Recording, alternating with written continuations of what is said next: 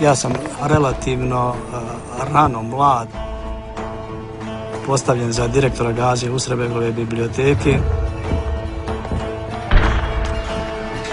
Možda nisam ni bio svjestan funkcije, a ni obaveze koju sam se prihvatio.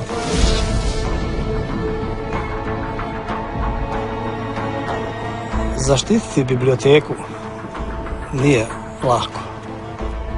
U takvim okolnostima kakav je rat.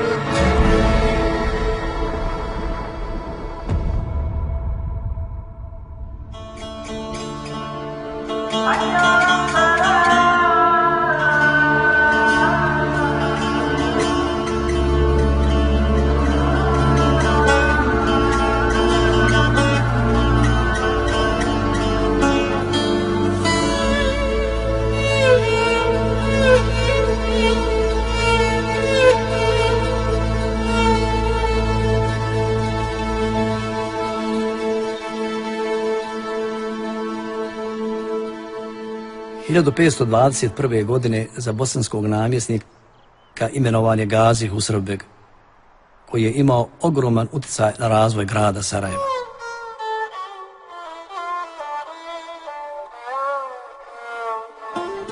Osnovao je mnoge institucije i izgradio mnoge objekte. Između ostalih džamiju, medresu i biblioteku za izučavanje islamskih i drugih nauka i umjetnosti.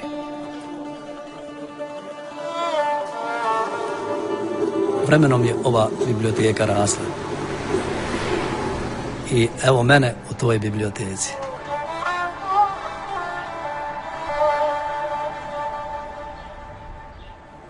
Ja sam inače veoma rano izgubio oca. Još dok sam bio prvi razred osnovne škole, ostao sam sa majkom i još mlađim bratom i dvije mlađe sestre. I želio sam da ispunim želju svoga rahmetli oca i majke i tako sam došao u Sarajevo, u Gazi Husrebegovu medresu. Moj otac je uvijek želio da studiram islamske nauke. Želio je da budem okružen knjigama.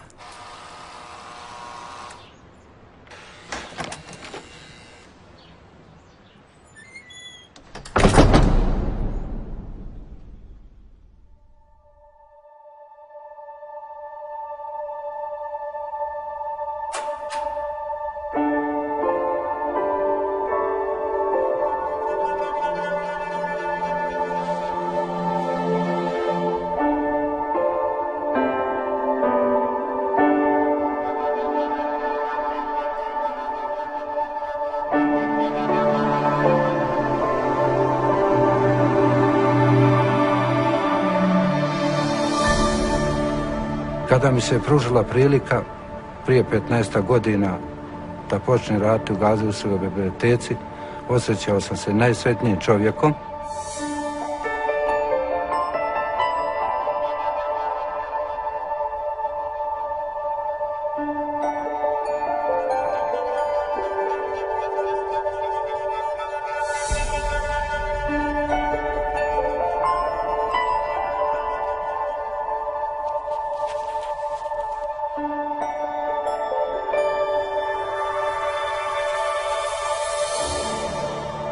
Prilikom jedne posjete Gazi Husrebegovoj biblioteci nisam mogao da se načudim da postoje tako pedantno, lijepo urađene, ukožene, ukrašene, iluminirane knjige na stotine godina stare koje nisu nikada pročitane ni identifikovane, ni kataloški obrađene. Gazi Husrebegova biblioteka sadrži povijesno pamćenje generacija posljednjih 1000 godina, preko 100.000 bibliotečkih jedinica.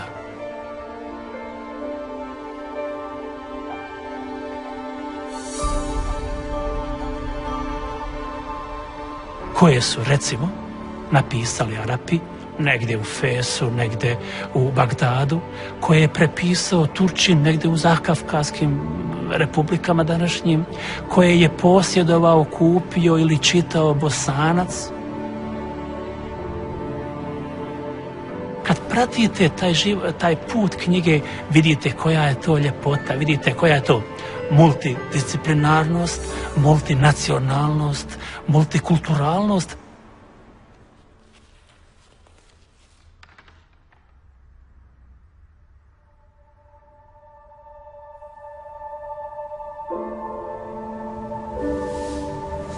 Jer su moji što rade sa mnom te stare knjige čitali pa mi pričali i rukopisa što ja nisam znala o njima. Razmišljam i jesu, mnogo su važni, koji ljudi što postoji u gradu Sarajevo.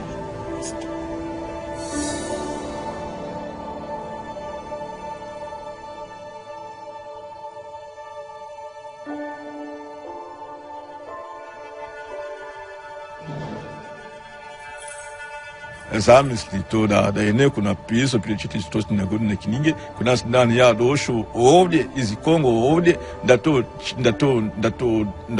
da diram te knjiga, da ga čuvam, da ga očistim, da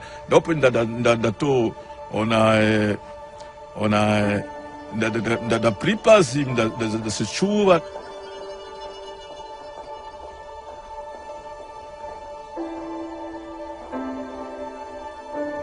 Drugi generacije da mogu to komotno to koristiti taj knjiga. To je nevjerovatno.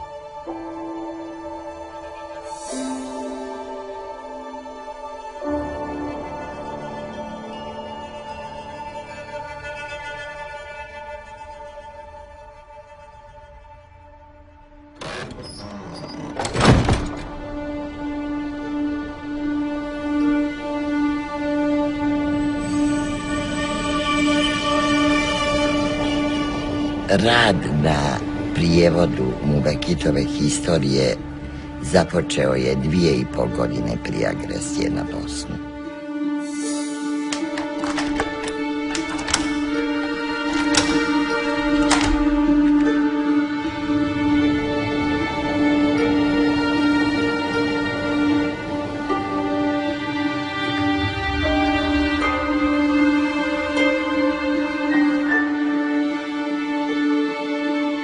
Rukopis je veoma značajan za istraživanje historije Bosne.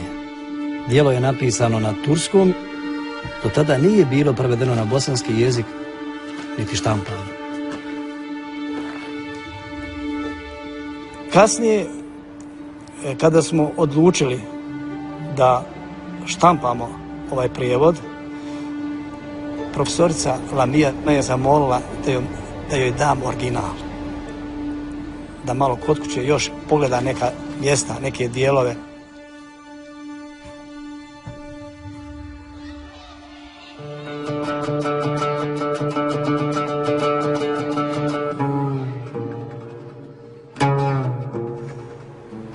I obećavši da će mi to brzo vratiti. Ja sam dozvolio da ona može to kod kuće raditi.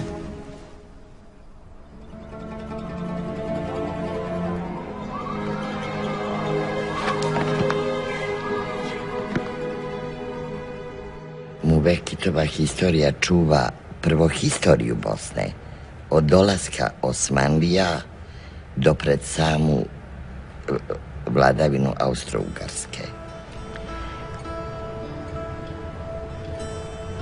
Sam Mubekit, pored toga što je bio historičar, kulturni historičar, bio je i bibliotekar Gazi Husrebegove biblioteke.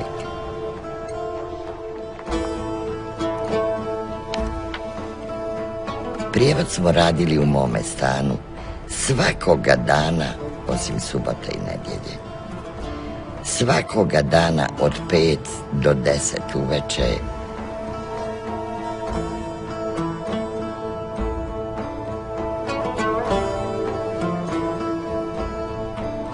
Tako rekuć, bili smo iznad Mubekitovog rukopisa i odgonetali slovo po slovo, riječ po riječ, rečenicu po rečenicu. Prije Gazi Husrevbega nije bilo kršćanskih crkava u Sarajevu. Tokom njegove vladavine kršćani su dobili od njega dozvolu da izgrade drvenu crkvu, koja je bila smještena gdje se i danas nalazi stara pravoslavna crkva.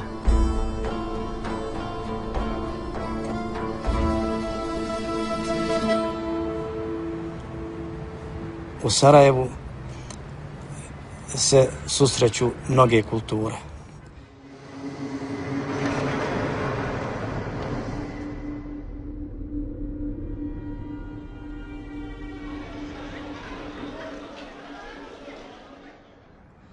Mnoge najveće, najvažnije svjetske religije. U Sarajevu, kao mostu između istoka i zapada,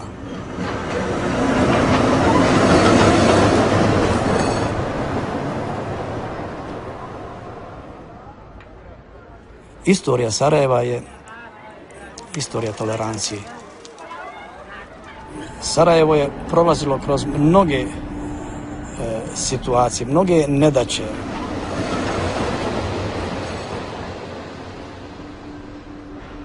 Ali Sarajevo je sve to preživjelo i stanovnici Sarajeva, bez obzira na etničku pripadnost, na religijsku pripadnost, uvijek su bili prijatelji, uvijek su bili komšije. Preko puta mene bila je jedna srpska porodica sa kojom sam imala vrlo korektne odnose.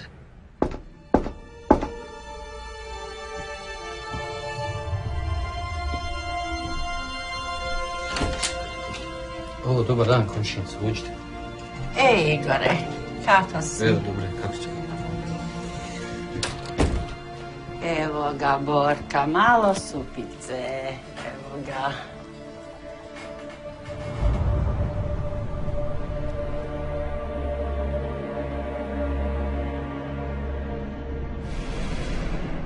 Nisam vjerovala da komšija komšiji može biti neprijatelj. Nisam vjerovala da čovjek čovjeku može biti toliki neprijatelj.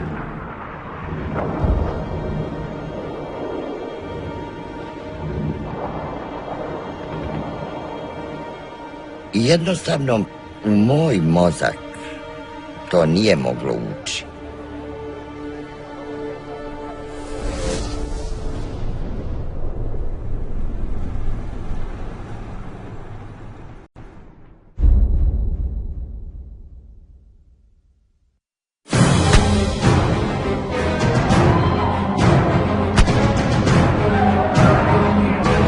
Početkom aprila 1992. godine srpski nacionalisti su opkolili Sarajevo. Prvo, koji većina Sarajlija, nisam očekivao da će biti rat. Nisam očekivao da će biti tako nemilosrdan rat.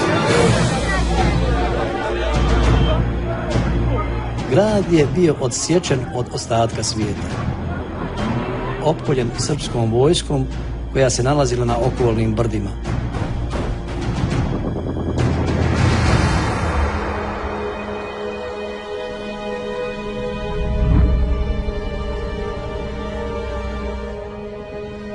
Ja prije rata nisam znao šta je snajper. Nisam. Ali čim je počeo rat, kažu snajperisti se nalaze po zgradama, na skrovitim mjestima i gađaju prolaznike.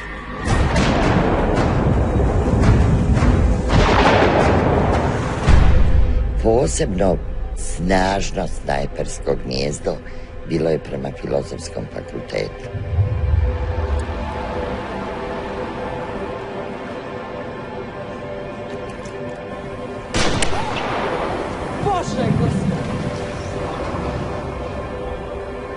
Ne znaš, ono što je pogodio snajper, mogu i mene pogoditi.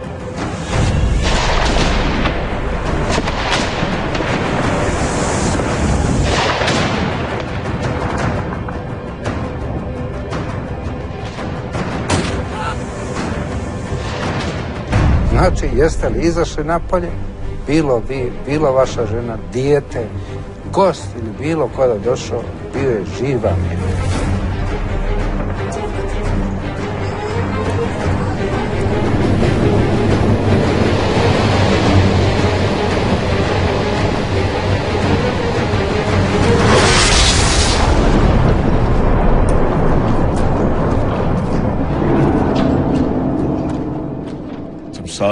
Saznao da ljudi počnu bježati.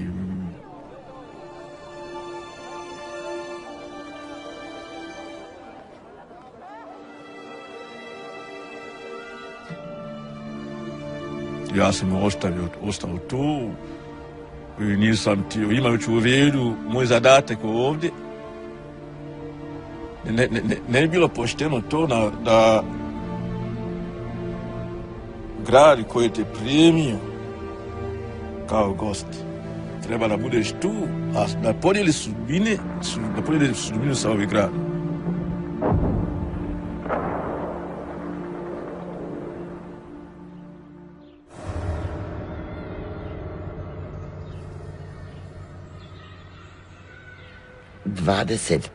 Aprila je u 6 sati uveče počeo da rula tank i da puca.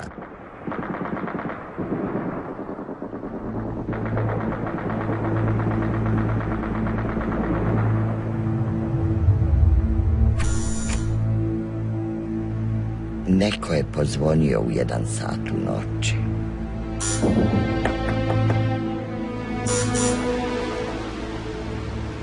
Nije mi bilo ugodno. Kažem, bio je Bajram, kod mene je bila moja prijateljica doktor Mina Memija i moja pokćerka Isma.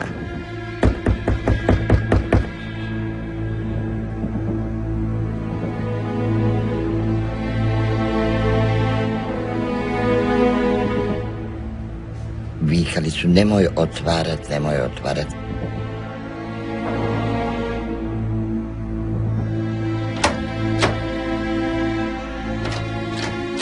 Sam ipak otvorila.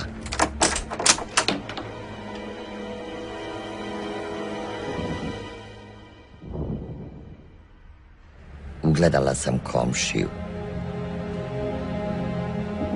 On mi je rekao, vi ste na spisku za likvidaciju. Ja idem sutra iz Sarajeva za Beograd avionom. Hoćete sa mnom? Ja ne mogu. Pa sam rekla, ne, ja ne napuštam Sarajevo. Onda čim svane, krenite bez išta kao da idete na pijacu.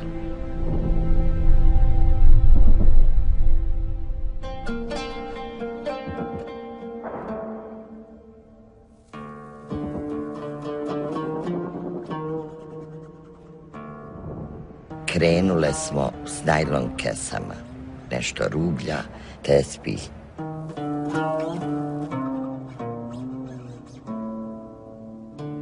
I majčin Kur'an.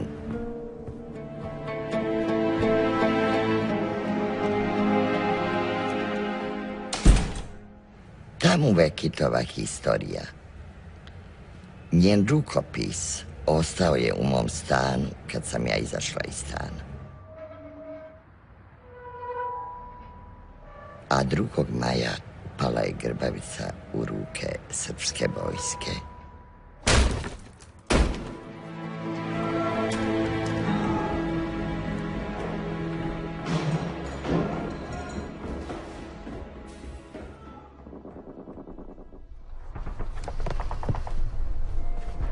Što se tiče samog Sarajeva, počele su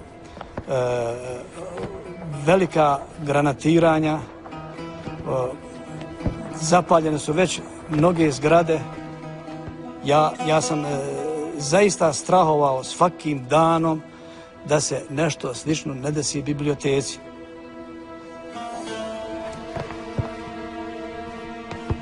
Rukopisi su se nalazili na spratu zgrade.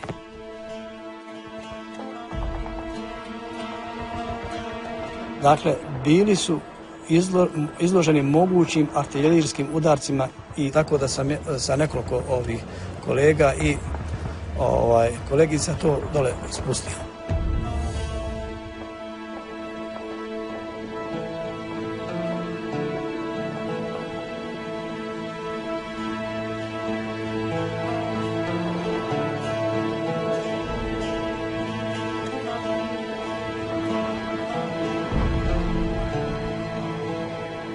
Ratna dejstva su se širila i jačala su intenzitetom.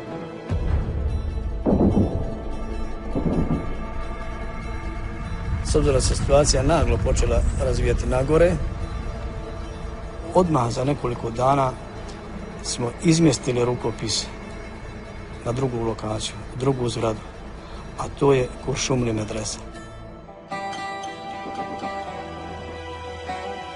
Problem kako knjige nositi.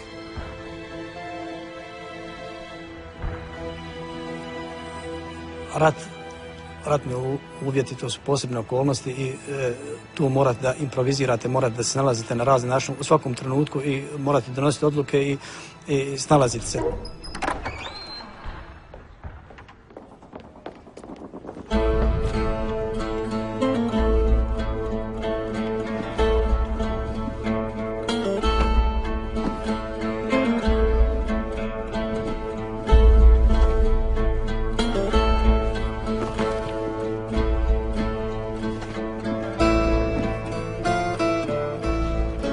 To radili ipak u nekoj diskreciji, da se puno ne priča o tome.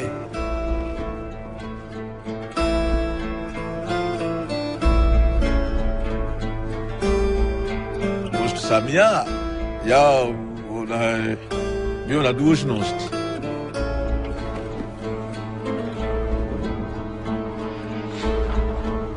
Na dužnosti sam bio da sačuvam blago, bosanski blago, sačuvam.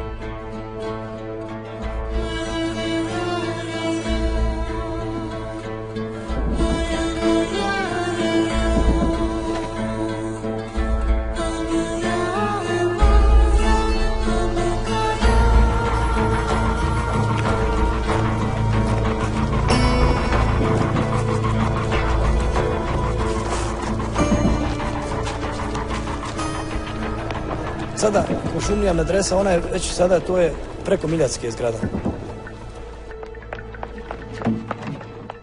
I ondje most koji je veoma blizu biblioteke, on je prilično bio otvoren.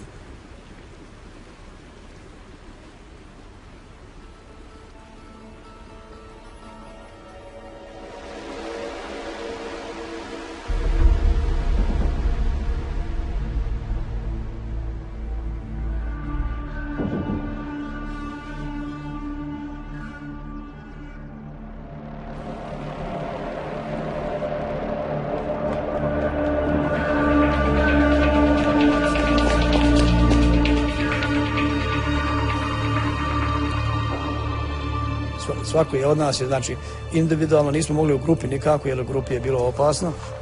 I tu smo morali se okrenuti.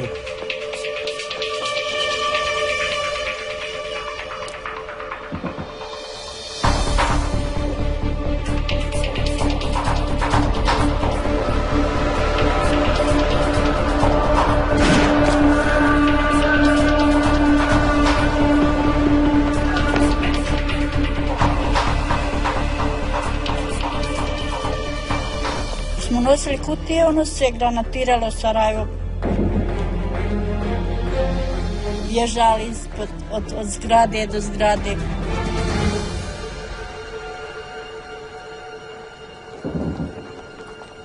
Vrijedno je bilo rizikovati. Život je sasvim dio riziki, da rizikovati.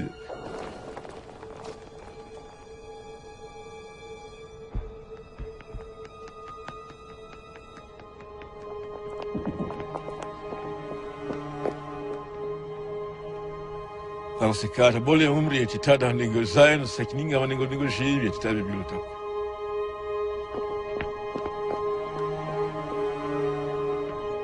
Kako se misli bilo života živjeti, da izgubiš da izgubiš ono što najviše voliš.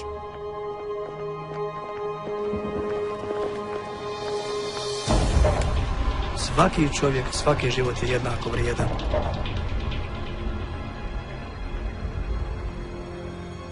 Svaka knjiga, svaki rukopis jednako je vrijedan.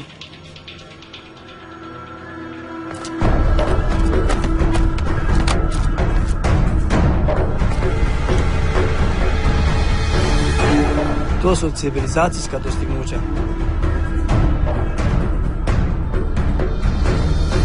Dostignuća koja pripadaju svima nama.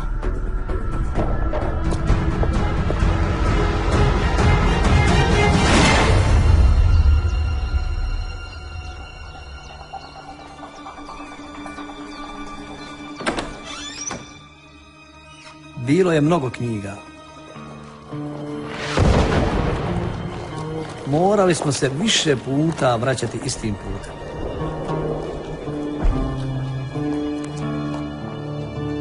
U stvari, vratili smo rukopise odakle su došli.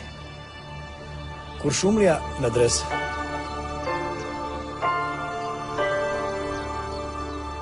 Jer Gazi Husrebegova biblioteka je i osnovana u okviru istoimene medrese koja se nalazila u toj zgradi, u toj Kuršumliji.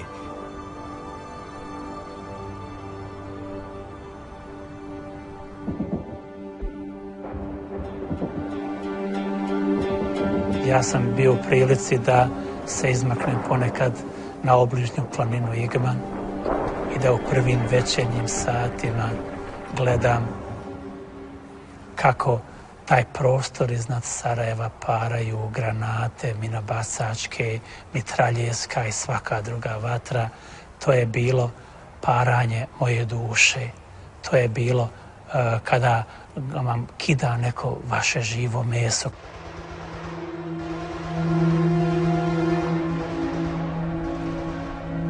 Pedeset, 100 zgrada istovremeno gori. Prođete ulicom, ni jedna prozor nema stakla, staklo do koljena.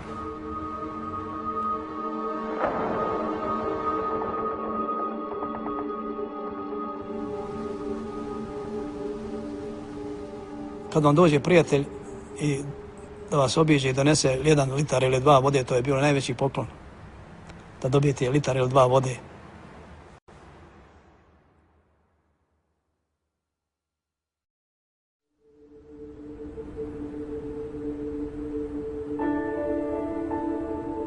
U to vrijeme sam skoro svaki dan dolazio u grad.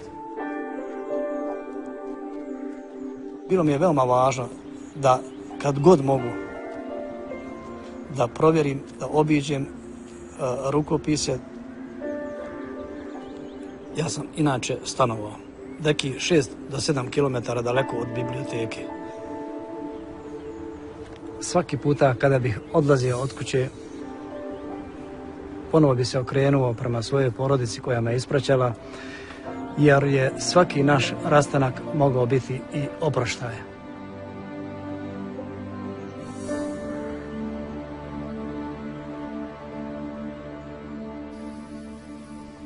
Tako sam između kuća išao prema velikom gradskom groblju.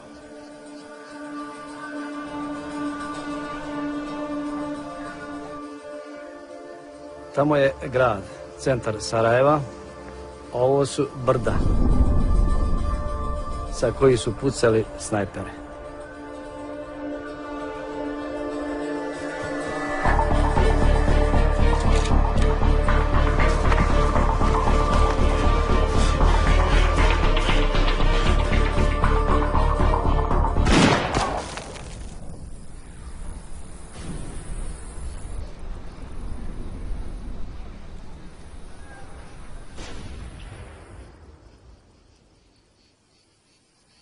Ovo je muslimanski nišan i iza njega se nisam mogao sklanjati u slučaju da zapucaju snajperi sa obližnjih brda, zato što je uzak i zato što je bijel.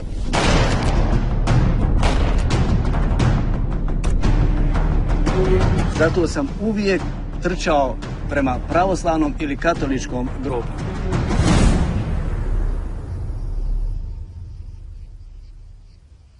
Ovaj dio groblja je bio najopasniji za prelaziti, ali je sreća da su se ovdje nalazili veliki nadgrobni spomenici, tako da se moglo veoma lako sakriti iza ovih spomenika.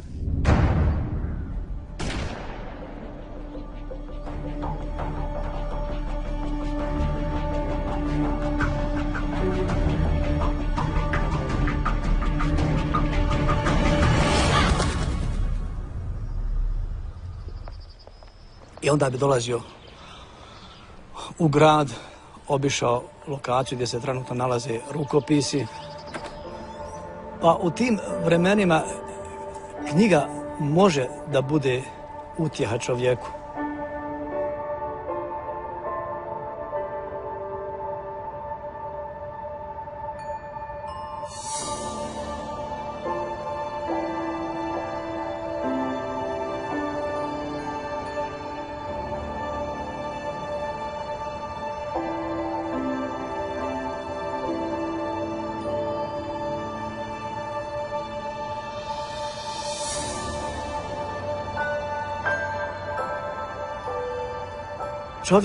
Čovjeku može da bude neprijatelj, ali knjiga čovjeku ne može nikad biti neprijatelj.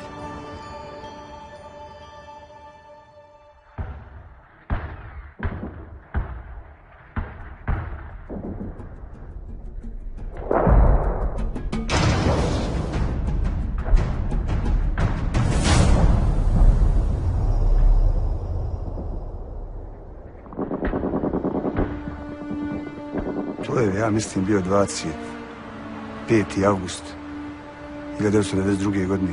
Ja mislim da je bio. Navečer je bilo oko ponoći 11, pola 12. Mi smo dobili dojavu da gori vijećnica.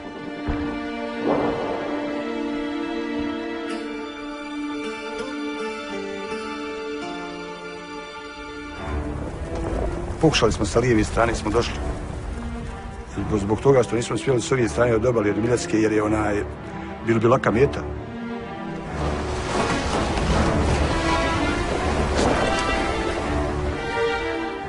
Vijećnica je bila kao velika, ogromna vatrena lopta.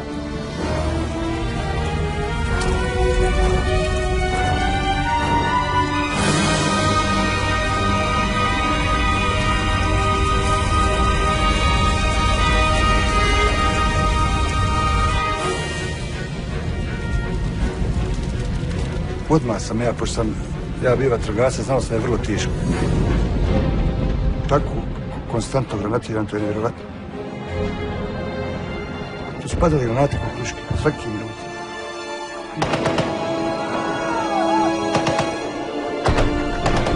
U isto vrijeme su nam pritisak je bio skoro nikakav.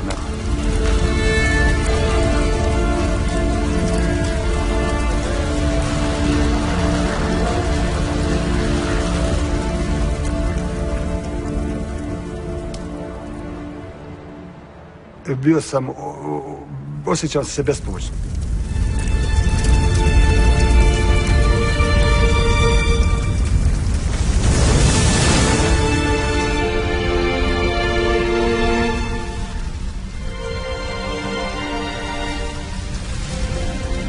Sva kultura jednog naroda, istorija, identitet Bosne kao države, vijekovima čuvano na jednom mjestu. Odjednom je većinu od toga je progutao plamen.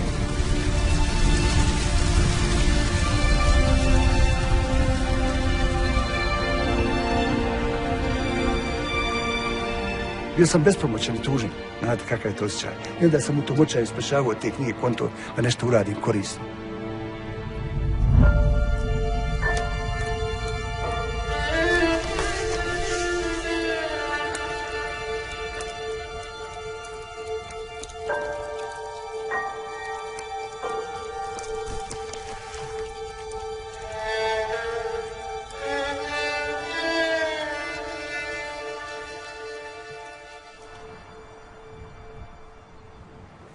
Došli smo u Vijećnicu preko brda ovdje. I tu Nisam znao šta ću prije.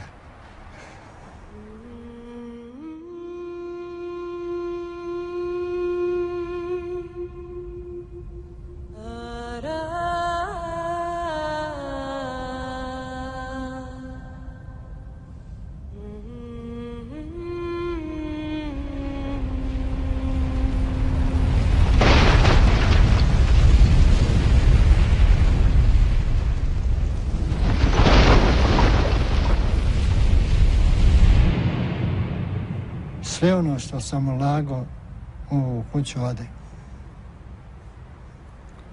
Tako dođeš kući, ni se možeš oprati, ni imaš šta jest, ni ništa. Ujutru moraš opet.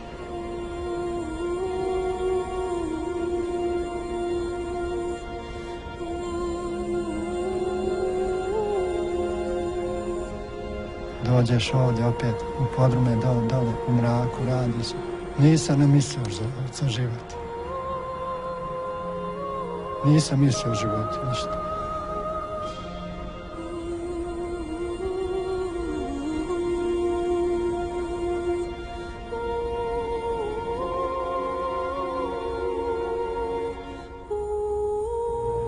Nije izgorjelo samo bosansko-muslimansko nasljeđe. Tu je nasljeđe svih naroda koji žive ovdje, koji žive u Bosni. I Srba, i Hrvata, i Jevreja, i Rusina, i svih Roma, svih nacionalnih manjina.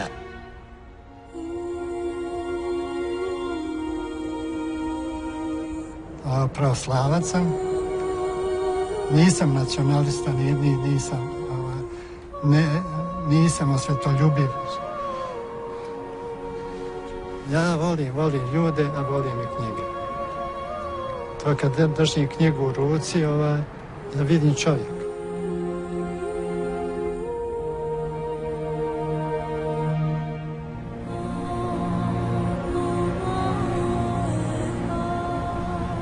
Kad su počele gorjeti biblioteke,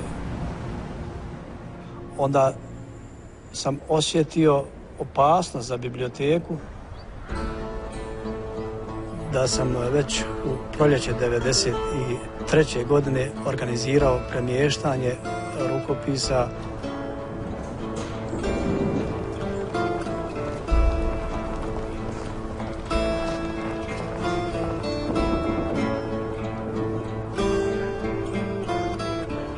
i morali smo nositi sad mnogo duže. I naravno bila je veća opasnost sada.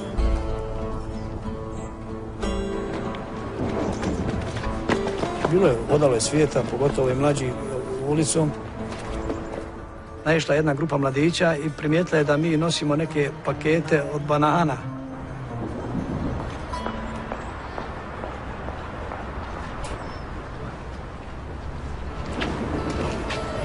Pa snajper.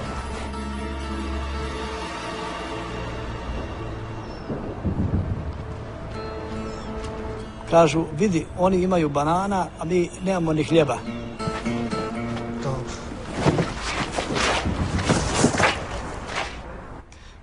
Međutim, kad su otvorili kutiju, prvu, drugu, vidjeli da su to knjige i to ne normalne, po znacima navoda, standardne knjige, nego neke stare knjige. Mogu misliti koliko su se razočarali. Sreća. Taj moment zaista je za mene bio upečatljiv jer odslikavao je situaciju u gradu. Sad je hrana najvrednija, nešto najvrednije u gradu.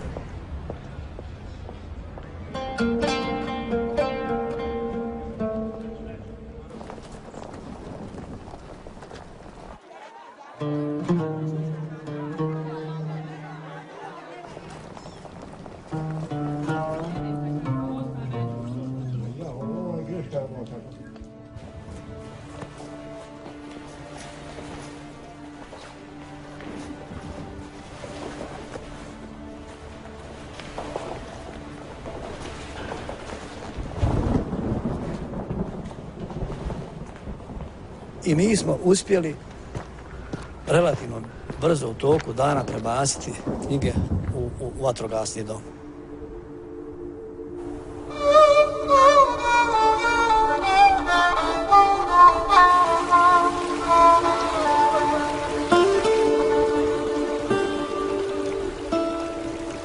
Opsada Sarajeva je trajala i trajala i činilo se da nikada neće prestati.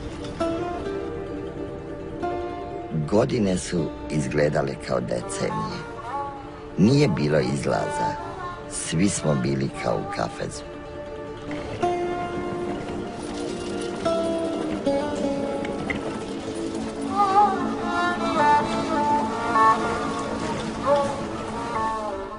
Ali ni jednu ženu niste mogli vidjeti da nije čista, da nije našminkana, da nema frizuru.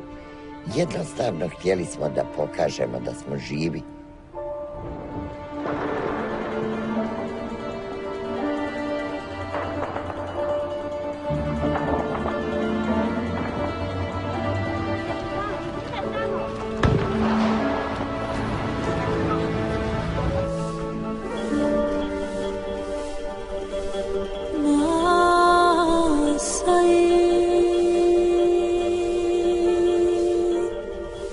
Pa nekako nisi imao kad ni da žališ, nije imalo vremena.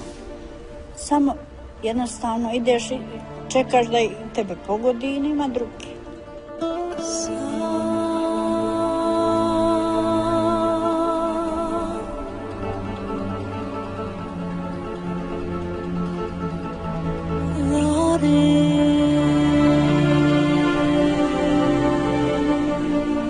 Ja sam 13 izgubila u svojoj familiji, što s babove strane, što s majkine, u ratu. Sad mi tek pada na um da mi je žao.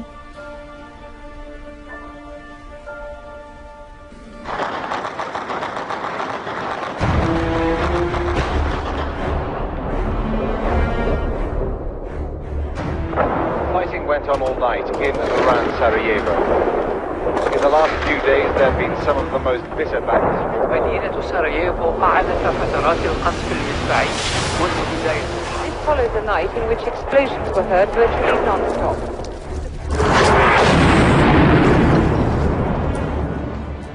Rat je takva situacija da se u čovjeku i taj vjerski osjećaj pojača. Kad vidite da nemate više nikakvog drugoga načina da nešto uradite, onda sve, nakon toga, sve što ste uložili, sve što ste uradili, onda zamolite dragog Boga da vam On pomogne. Su na jednoj strani bila briga porodica, supruga i djeca, a na drugoj biblioteka.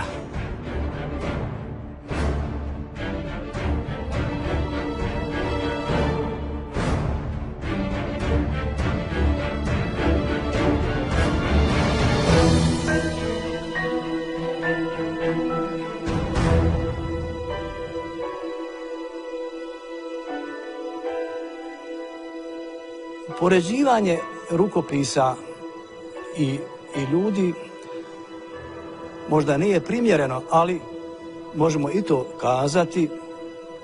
Knjige su, baština je korijen naš. Znači, bez prošlosti nemamo sadašnjosti, bez sadašnjosti nemamo budućnosti.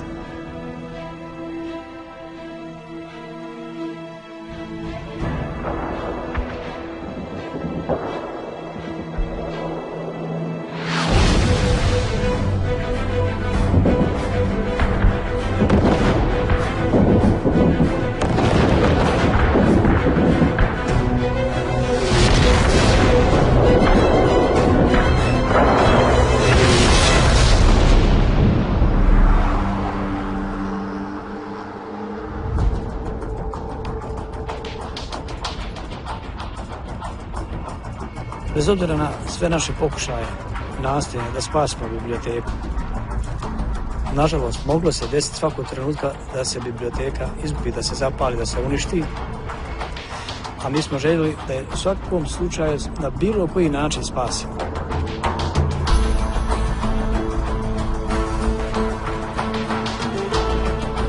I postojala je ideja o mikrofilmovanju. Međutim, u Sarajevu nije bilo opreme za mikrofilmovanje.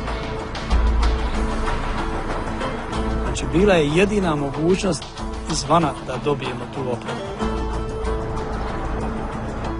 Tu smo opremu preko Beča dovezli u Sarajevo i uvezli u Sarajevo kroz tunel ispod aerodroma.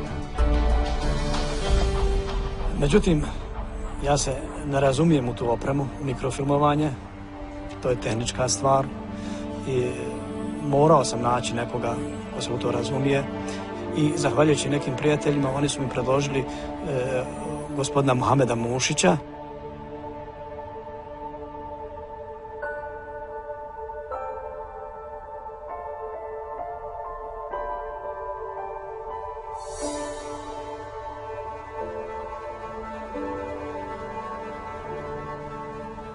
Problem je bio napraviti, odnosno osmisliti način kako da se pokrene taj procesor, tako se zove taj uređaj za razvijanje filma.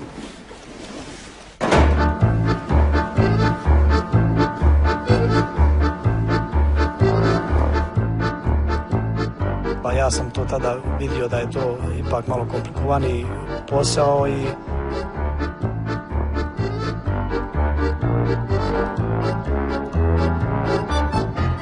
nije samo snimiti, treba film razviti, treba napraviti kopije, a pogotovo razvijanje filmova, tu je potrebno nekih kemikalija, potrebna je voda, potrebna je struja.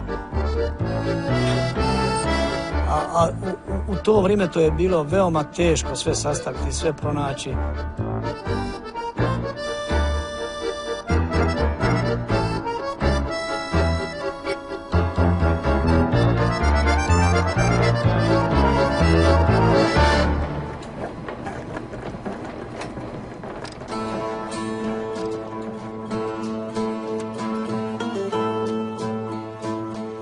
Je bilo oko 12 do 15.000 knjiga.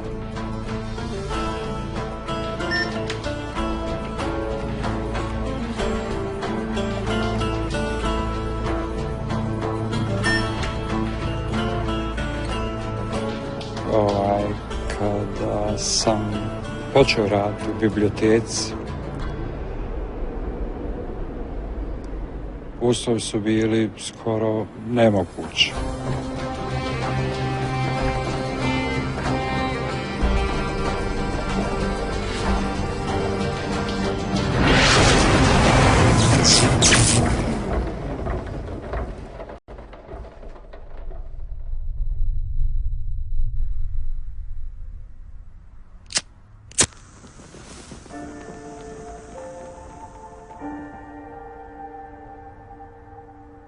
Je nestanak struje malo duži gdje ni ovaj pomoćni uređaj nije mogao reagovati. Dolazilo je do uništavanja filma koji se morao ponovo raditi ispočetka.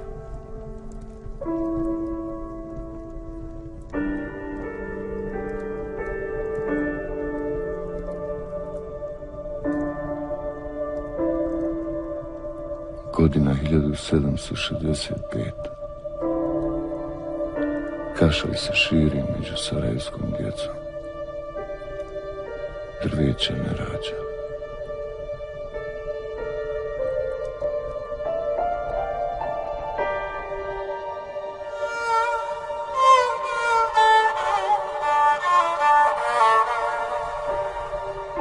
Zima je bila oštra ove godine.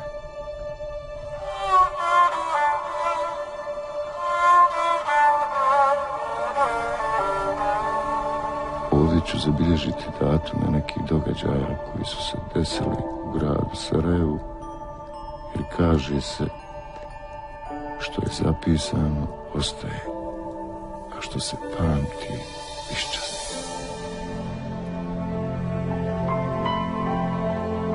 prije nego sam došao u biblioteku nisam nešto puno znao o svemu tome. Međutim, tu ima knjiga starih po 900, najstarija je oko 900 godina. I toliko vrijednih knjiga, bilo vjerski ili vjerski, kulturni, naučni.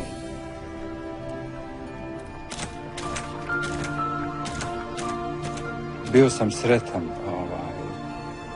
što mogu učestvovati u takvom projektu spašavanja svega toga tako vrijedno. Whatever their ethnic group, the overwhelming majority of Bosnia's citizens and the citizens of Croatia and Serbia want the same thing. They want to stop the slaughter. They want to put an end to the violence and war. They want to give their children and their grandchildren a chance to lead a normal life. Today, thank God, the voices of those people have been heard.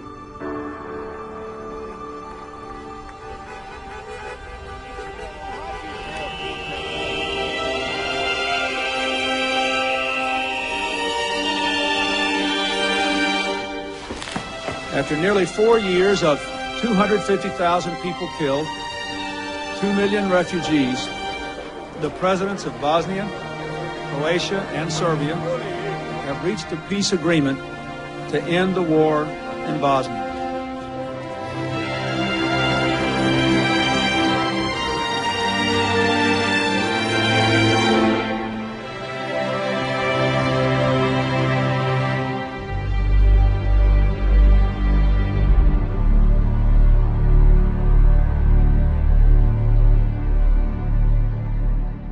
Izgledalo je da je cijela biblioteka spašena.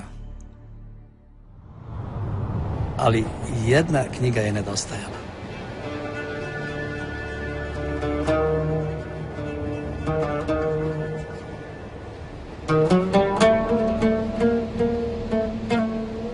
Nisam nikada vjerovala da ću više proći Grbavicom, a kamoli doći u svoj stan.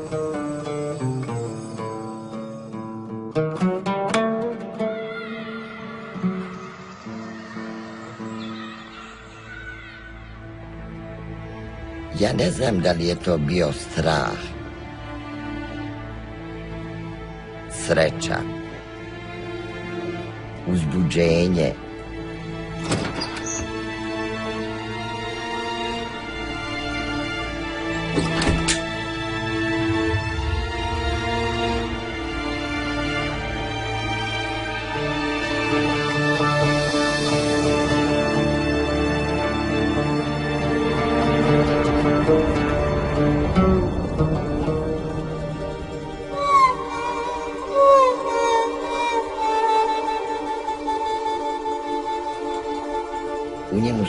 U njemu je živjela četnička vojska.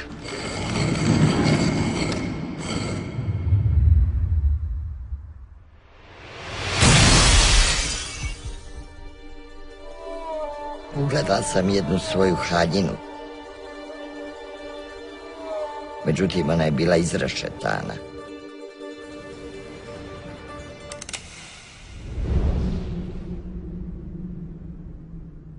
Ništa nisam zatekla, baš ništa.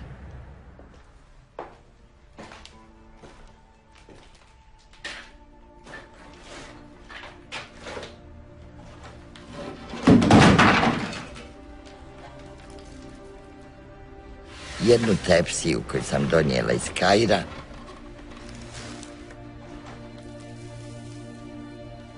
Jedno 20 knjiga u blatu.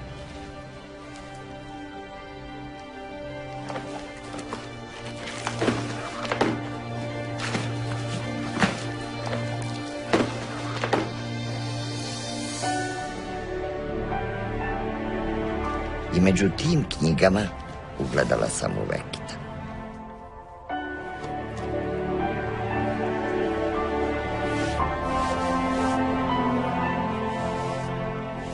To su 4 velike knjige. I ja sam uzviknula, možda malo i prenapadno. Eno mu Vekita.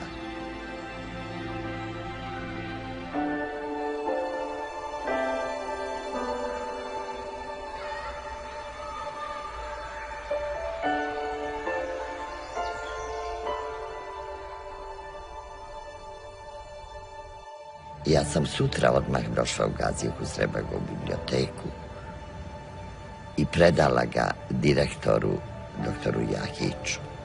On je zaplakao.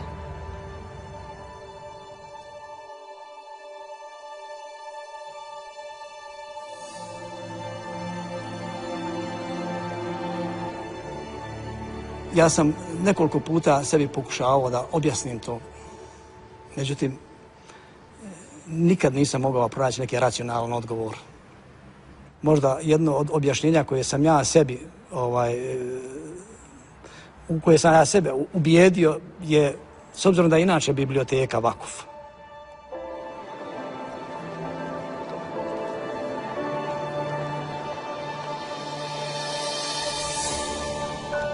Znači, to su stvari koje su darovane u ime Boga za opće dobro.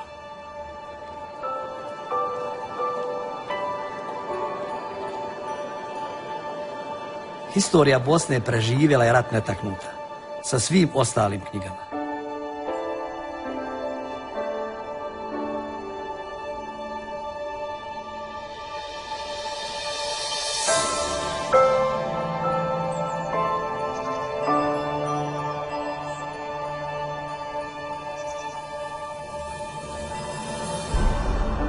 Spašavanje biblioteke, spašavanje kulturnog nasljeđa, spašavanjem kulturnih dostignuća je prema mom ubjeđenju isto kao spašavanje života.